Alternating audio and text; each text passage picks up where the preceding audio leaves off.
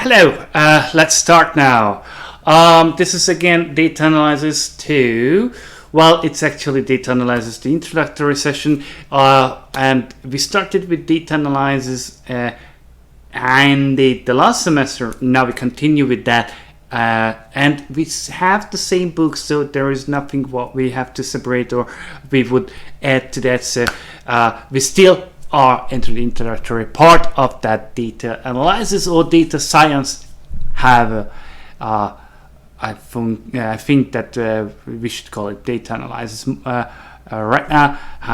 Yet the truth is, it is about data science. So let's see, what do we need then? What we need definitely is Python and R.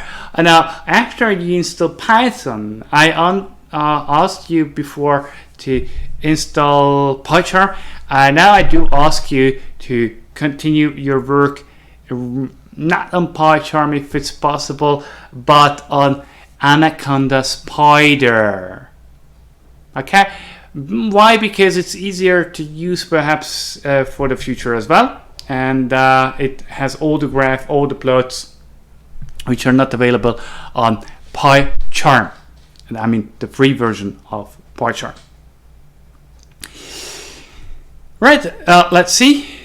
Next slide, please. And here we go. Dates, what we don't need now, but what we need is an overview of the topics which we handle this time. Great. Now, in the previous chapter, we went over the basics of probability and how we can apply simple theorems to complex tasks. To briefly summarize, probability is the mathematics of modeling events that may or may not occur, right? So these things we learned. We use formulas in order to describe these events and even look at how multiple events can behave together. Well, but this time here we will explore more complicated theorems of probability and how we can use them in a predictive capacity. So the advanced topics are here, such as Bayesian theorem and the random variables. And then we move forward in later chapters to the naive Bayes algorithm, so about the machine learning algorithms. Okay, let's see.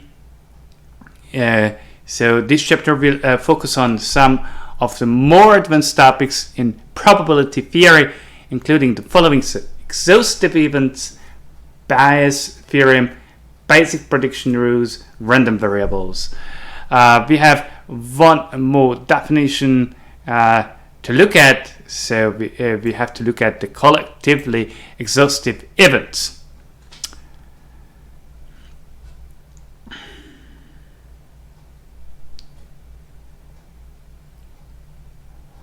Okay, so when given a set of two or more events, if at least one of the events must occur, then such a set of events is said to be collectively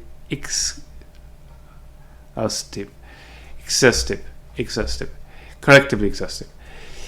Consider the following examples. Given a set of events, let's say temperature is less than 60 and temperature is larger than 90 degrees. These events are not collectively exhaustive because there is a third option that is not given in this set of events. So the temperature could be actually between 60 and 90. However, they are mutually exhaustive because both cannot happen at one single time.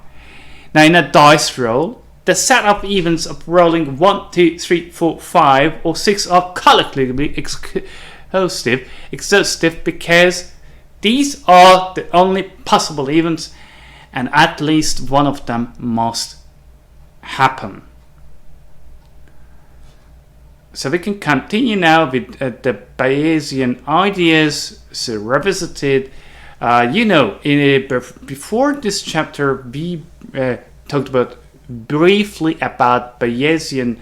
I hope that my pronunciation is correct. Bayesian ways of thinking, and showed that speaking about bias, you are speaking about the following three things and how they are all interact with each other: the prior distribution, the posterior distribution, and the likelihood. Basically, we are concerned with finding the posterior. That's the thing we want to know. Another way to phrase the Bayesian way of thinking is that the data shapes and updates our belief. We have a prior probability of what we naively think about a hypothesis, and then we have the posterior probability, which is what we think about the hypothesis given some data. So we continue from here. Bayes' theorem. So we can continue with Bayes' theorem. Bayes' theorem is the big result of Bayesian inference. So let's see how it even comes about. Recall that we previously defined the following. So the probability of A, that means the probability that event A will occur, then the probability that A occurs given that B occurred. So event B happened, then here the probability that A and B also happen together, and then this can be described as the probability of A, so that happens, right, and the probability of B given A happened, so times the probability B that A already has happened. Now the last bullet point can be read as the probability that A and B occur is the probability that A occurs times the probability that B occurred when the A already has happened. It's from the last bullet point that Bayes' theorem takes a shape. Sorry, back here again. So probability A and B, right? Now here we see what we already talked about. So the probability that A and B occurs is the probability that A occurs times the probability that B occurred after A has already been there, occurred. Okay. Also, probability B and A occurs is the same, vice versa. So this means that B occurs times the probability that A occurred after B has already happened. We see here that probability A and B is equal to the probability B and I, so we can infer this that probability B times probability A given B has already happened is equal to probability A times probability B that given that A has already happened. Now dividing both sides by probability B gives us the Bayes' theorem, and we see here. So probability A given B is equal to probability A times probability B given A has happened divided by probability of B. Now you can think of Bayes' theorem as follows. It is a way to get from probability A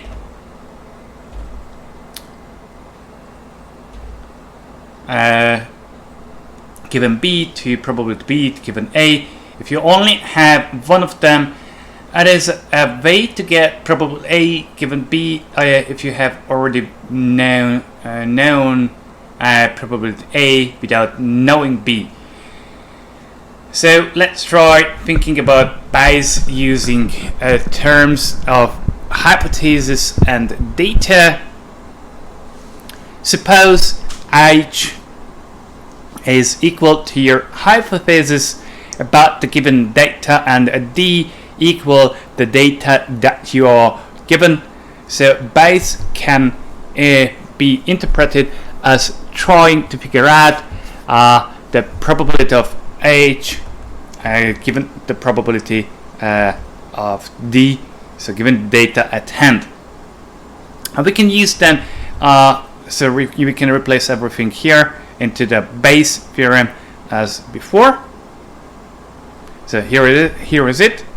There is a change I need to do. So probability D. Actually, this is it. So I'll have to take this out. And probability H and probability D. So given as said before.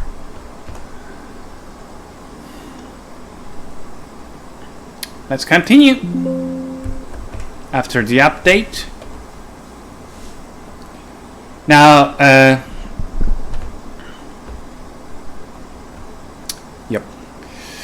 let's take a look at that formula.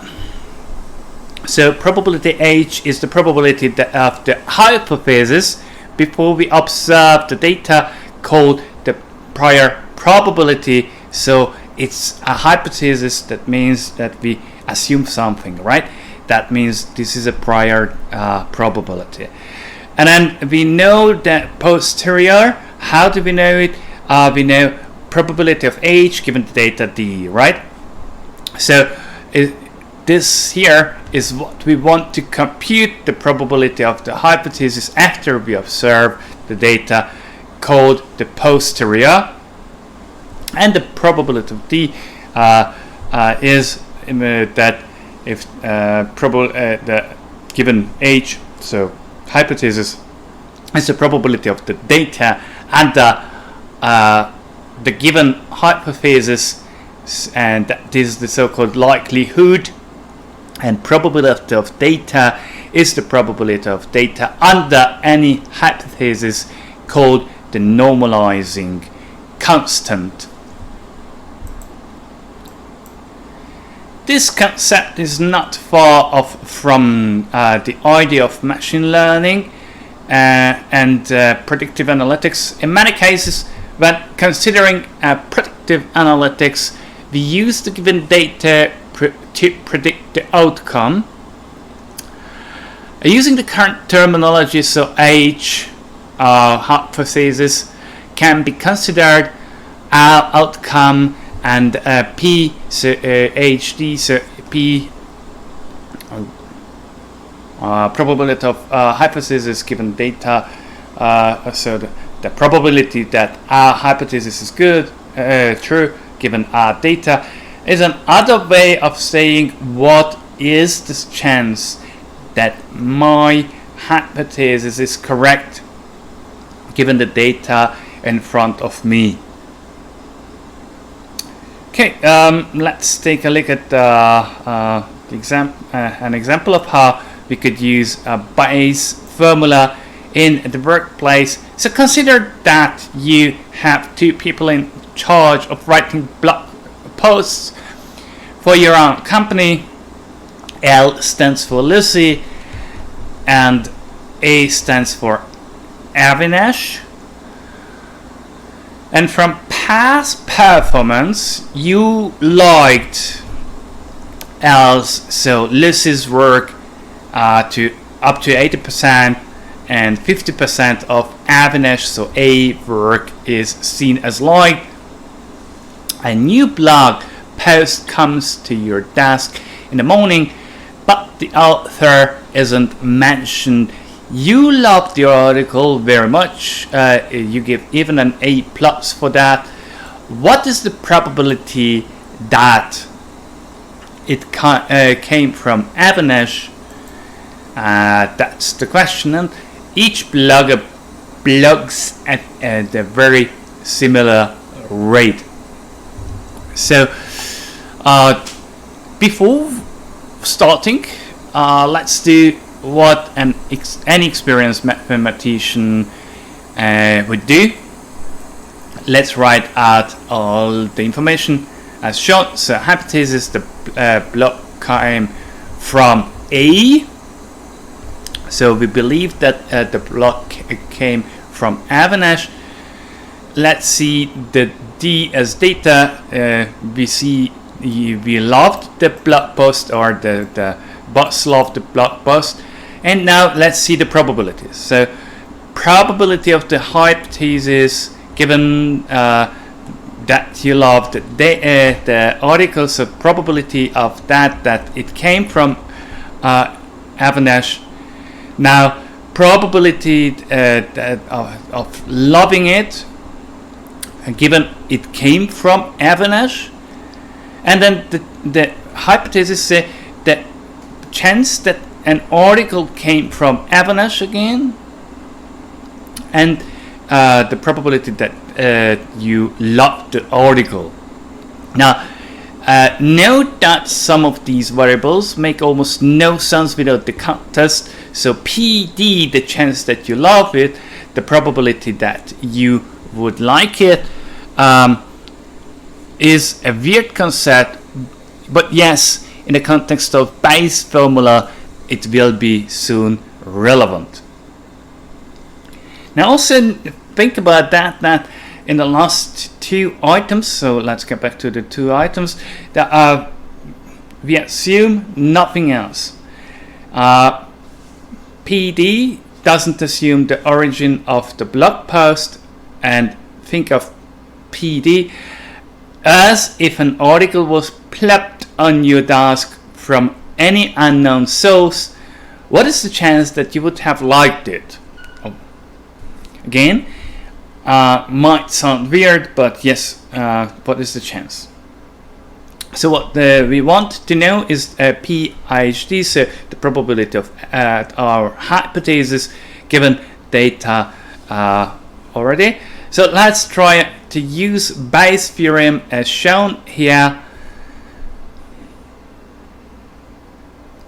But do we know the numbers on the right hand side? Actually, let's see.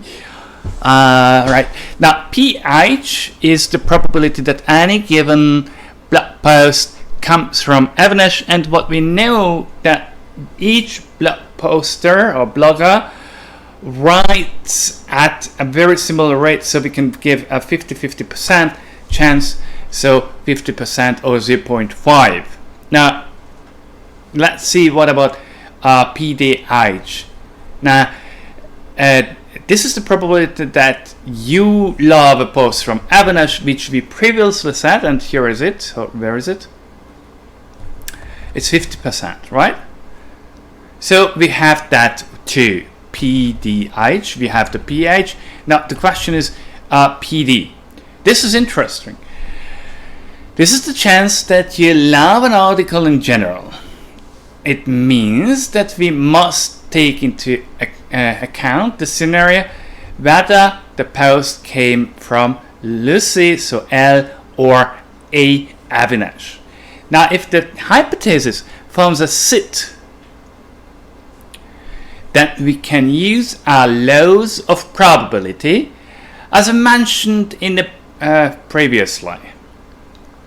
A set is formed when a set of hypotheses is both collectively exhaustive and mutually exclusive. Now, in a set of events, exactly one and only one hypothesis can occur. In this case, so in our case, the two hypotheses are that the article came from Lucy, or the article came from Avinash. This is definitely SID because of the following reason. At least one of them wrote it. At most, one of them wrote it, and therefore, actually, only one of them could have wrote it. So, exactly one of them. When we have a SID, we can use our multiplication and addition rules, which we learned in chapter 5. So, as follows: D from A, and we loved it, or L and A, and we loved it. So from A and we loved it, or here we go.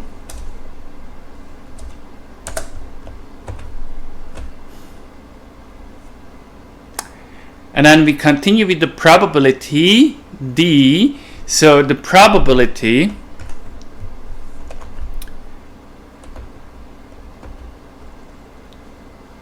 here we see, right? Loved and from A, or probability loved and from L. So let's see.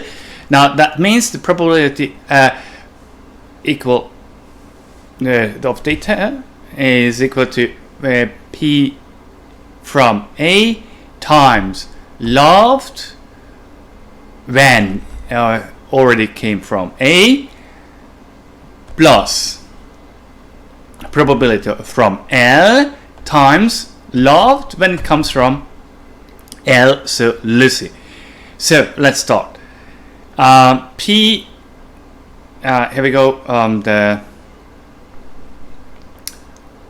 We know it's 50%, right? So A, and we loved it. So the probability A, and we loved it, right? Plus, so times, we loved it, so it's a love when A already wrote, A wrote it, so it's 50%. We remember from here exactly, where is it?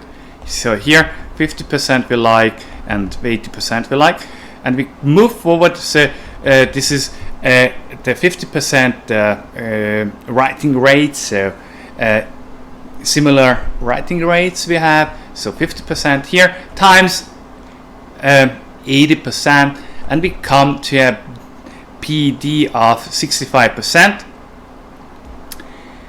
And let's see now with our hypothesis. So the probability of our hypothesis given D, and that is actually 38% chance. So what we have here, that the chance that this article came from Avinash or A is 38%. What is interesting is that pH is 0.5 and pH given D is 0.38. It means that without any data, the chance the blog post came from Avinash was a coin flip, which is 50-50%. Given the data, we updated our beliefs about the hypothesis, and it actually lowered the chance. This is what Bayesian, right, thinking is all about: updating our posterior beliefs about something from a assumption, so prior assumption, given some new data about the subject. So we can go and take some more applications of Bayes' theorem. So let's look at more applications of Bayes' theorem. Bayes' theorem shows up in a lot of applications. Usually when we need to make some kind of decision based on data and probability. Most recommendation engines, such as Netflix, use some elements of Bayesian updating. So, and if you think through why, well, it will make sense. Now, let's suppose that in a simplistic world, Netflix only has 10 categories to choose from. Now, suppose that given no data, a user chance of liking a comedy movie out of 10 categories is just 1/10, so it's 10%. Okay, now suppose that the user has given a few comedy movies from 5 stars. And now when Netflix is wondering what the chance is that the user would like another comedy, the probability that they might like a comedy, so probability of the hypothesis given the data, right, is going to be larger than a random guess of 10%.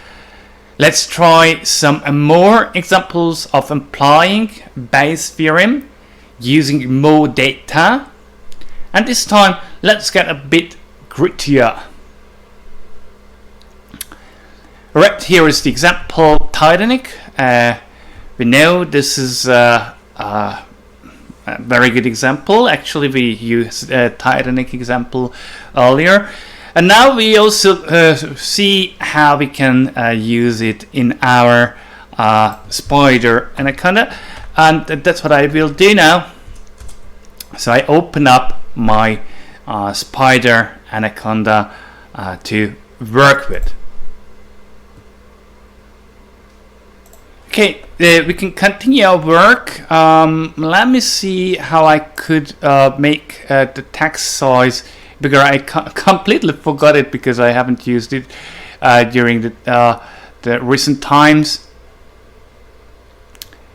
So here, preferences, and yeah, appearance. I think we have, and here is the font size. We can make that font larger. So let's try to apply. Looks a little bit bigger, large. Alright, so maybe with 16 it's even better. Too much? Okay, I think this is good enough to use. Okay, let's go and take our example. So Titanic is equal to PD. Right, and now we have a problem. You remember that? So what was that PD stuff? How was that exactly before? Do you remember that?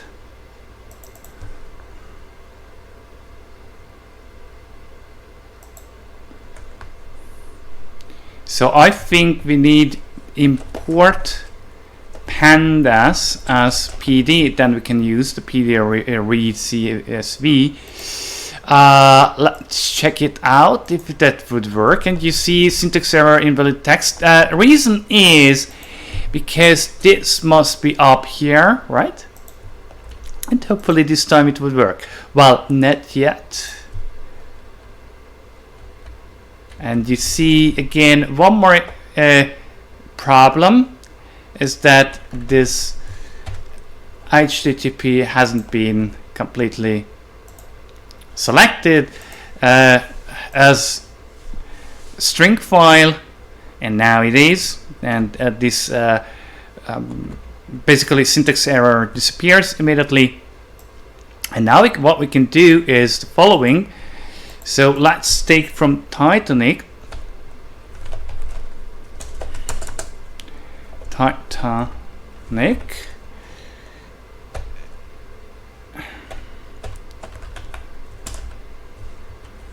And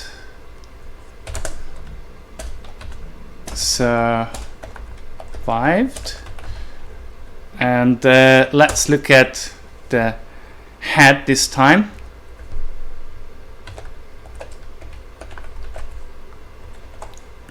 So point is that might happen is that if I don't write here print, then this head may not appear. So let's use it, and now we can see it.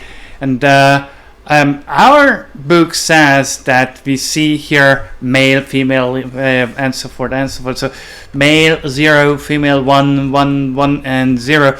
And actually 0 stands for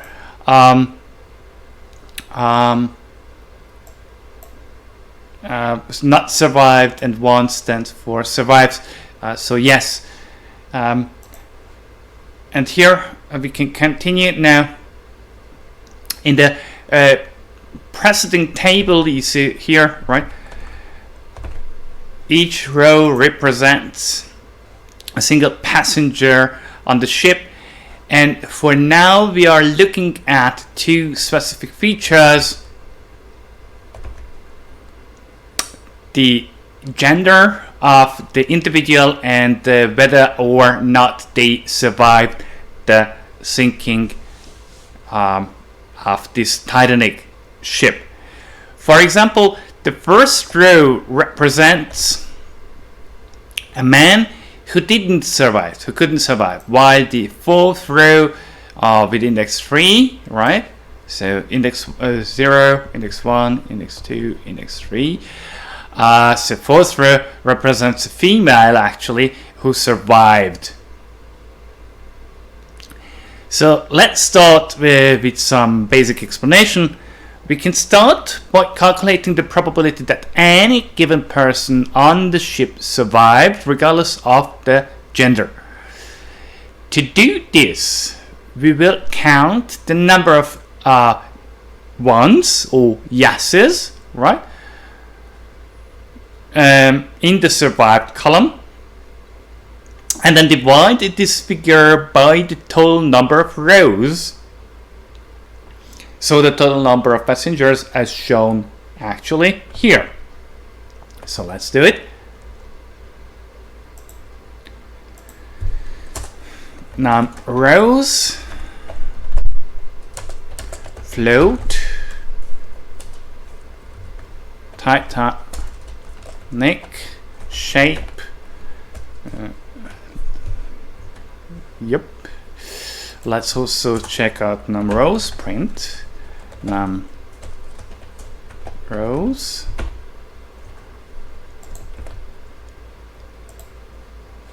Okay, here we see it's 891, and then P survived, so with the probability of survived is equal Titanic survived.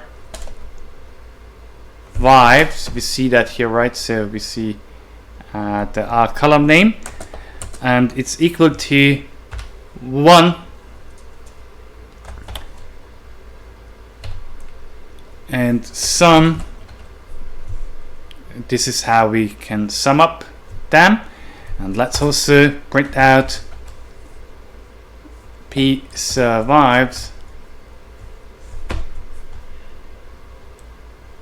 Let's run it again and let's see. So survived.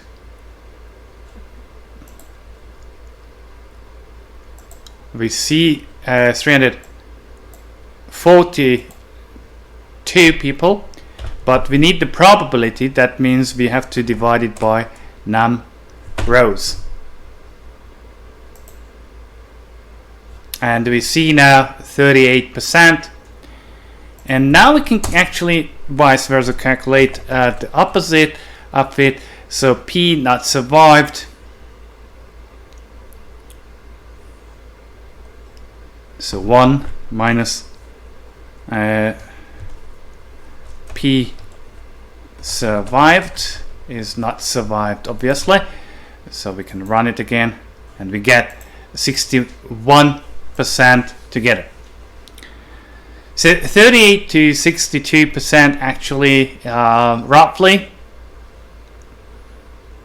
And note that I only had to calculate the P survived, so probability of being survived, and I used the law of conjugate probabilities to calculate P died. deceased, so the probability of being deceased through this Titanic sinking, because the two events are complementary. Now let's calculate the probability that any single passenger is male or female. So P male Titanic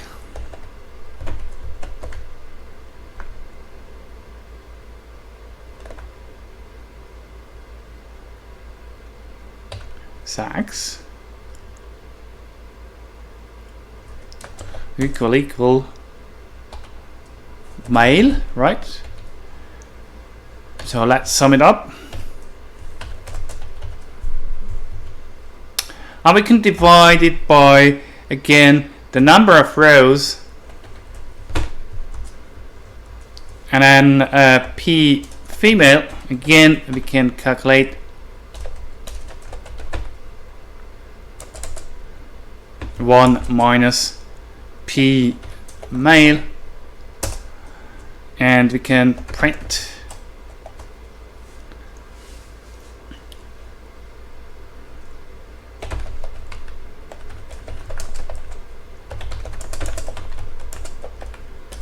passenger is P male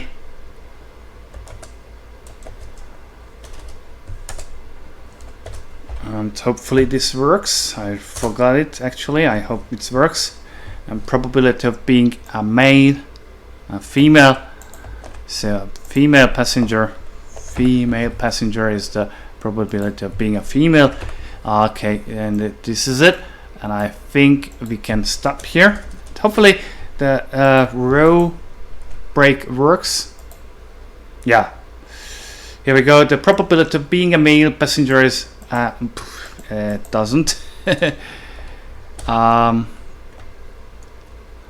Let me see how I break the line. I forgot it. So not completely forgotten. That was correct, but the backslash was wrong. Now it works. Hopefully, we see it right. So here we go. So the probability of being a male passenger is 65%, and 35% is the probability being a female passenger. Now let's ask the following question.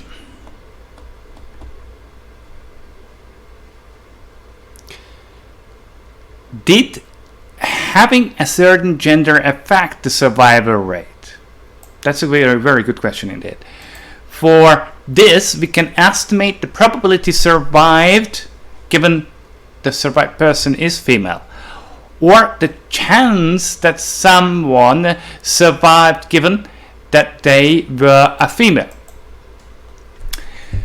So for this, we need to divide the number of women who survived by the total number of women, and we can do it here as it is given.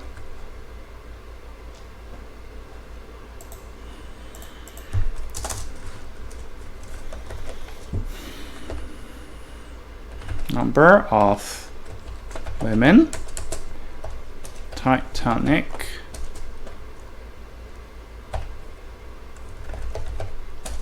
right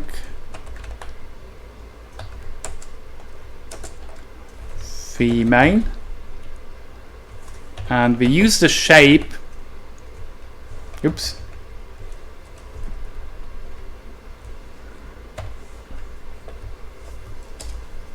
right. Yep.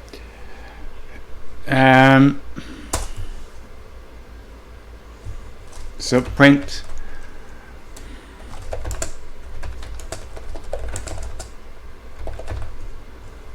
number of women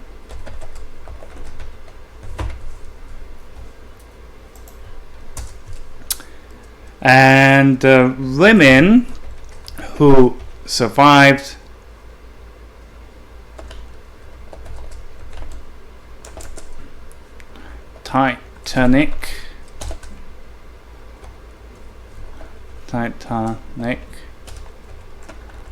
sex is equal female, and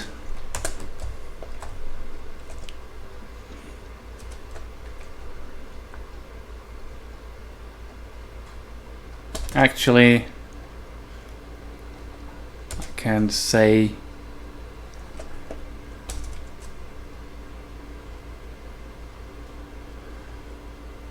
Titanic survived, and here is actually yes given, but we know this is one in our example.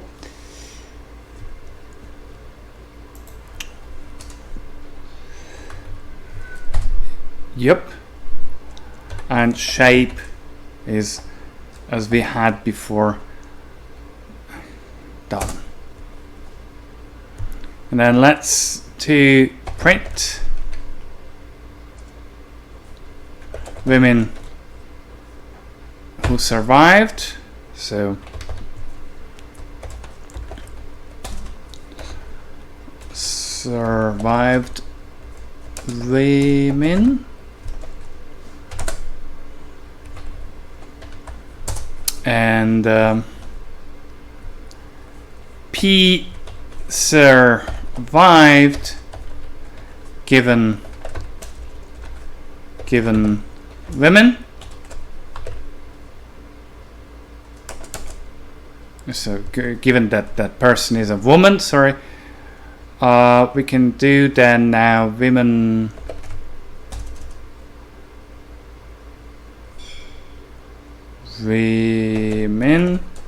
who survived divided by float number of women, and print the probability is P survived given women. Okay, we can run it this time and let's see what the result is. Oops, something I made a mistake. Let's see what is that.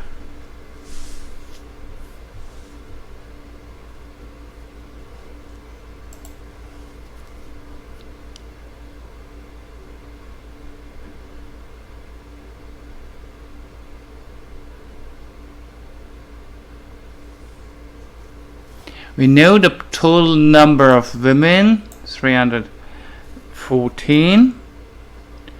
So where we are now. Women who survived Titanic. And here I made a mistake.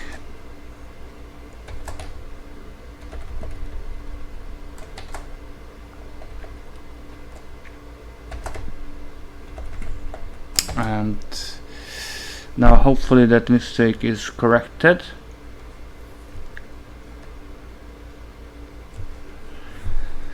Let's run it again. It's not. Oops. Hey. How can I not see that? Right now it works fine. So the probability is 74%. That's a big difference. It seems that the gender plays a big part in this data set. That also means that first children and women, right? When there is a sinking ship. We can also see another example, a medical example. Let's perhaps look at that, and let's see if we can finish with that example soon. So our medical studies. A classic use of Bayes' theorem is the interpretation of medical trials. routine testing for illegal drug use is increasingly common in workplaces and schools. The companies that perform these tests maintain that the tests have a high sensitivity, which means that they are likely to produce a positive result if there are drugs in their system. Now they claim that these tests are also highly specific, which means that they are likely to yield a negative result if there are no drugs. So on average, let's assume that the sensitivity of common drug tests is about 60% and the specificity is about 99%. This means that if an employee is using drugs, the test has a 60% chance of being positive, while if an employee is not on drugs, the test has 99% of being negative. Now suppose that these tests are applied to a workforce where the actual rate of drug is about 5%. Now the real question here is, of the people who test positive, how many actually really use drugs? In Bayesian terms, we want to compute the probability of drug use given a positive test. So there we go. This is it. Actually, I moved too far. I see it here. Okay, so drug use is rate, and now here is the question. In Bayesian terms, let D be the event that drugs are in the use, E the event that the test is positive, and N the event that drugs are not in use. Now we look at the probability D given E, so that there is a drug, given that the test is positive.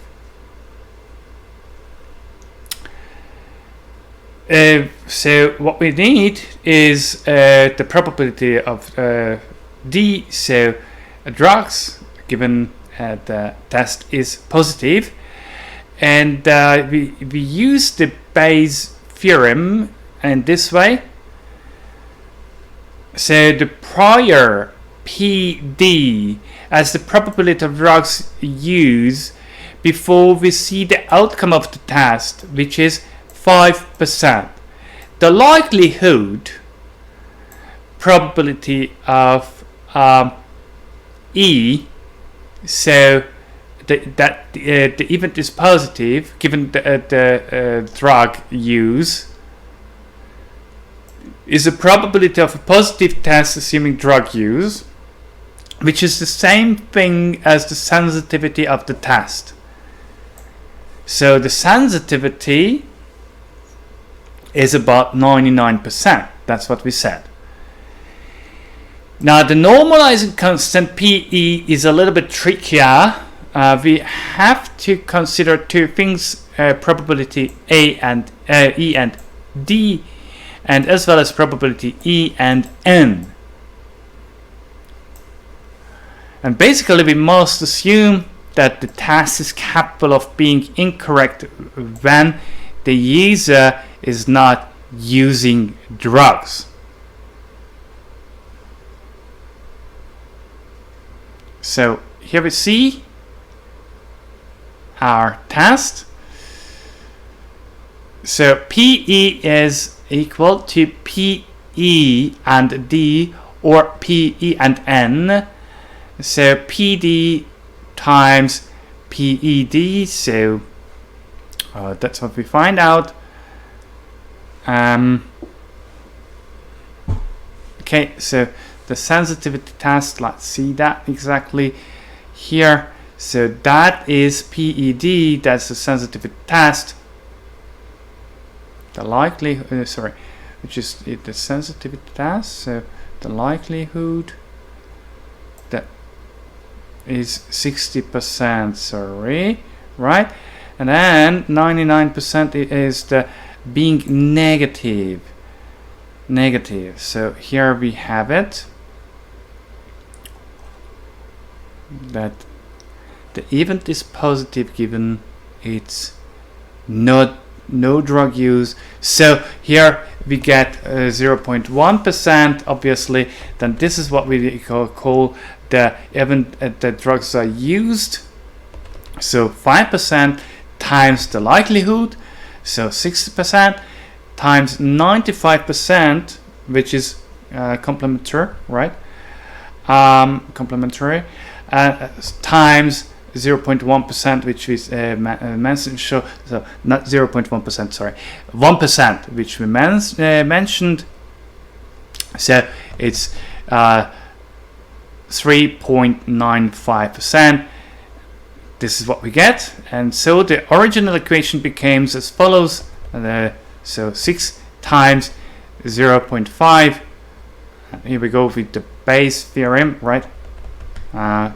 Divided by 0.0395, we get the 76% here. So this means that of the people who test positive a drug, a quarter are innocent. So like 24% actually are innocent. So this is probability of drug use given, again, that the test is positive.